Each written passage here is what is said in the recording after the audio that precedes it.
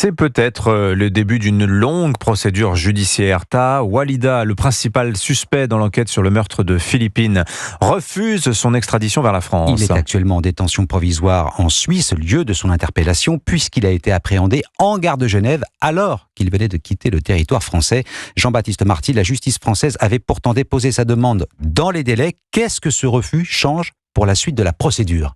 Eh bien d'abord et avant tout, la longueur de la procédure, car les délais d'extradition vont être rallongés. Avec ce refus, on passe de quelques semaines, si Taha, le suspect présumé, avait accepté, à environ une année. Cela s'explique par le transfert de compétences entre autorités judiciaires suisses, comme l'explique maître Philippe Fontana, avocat au barreau de Paris.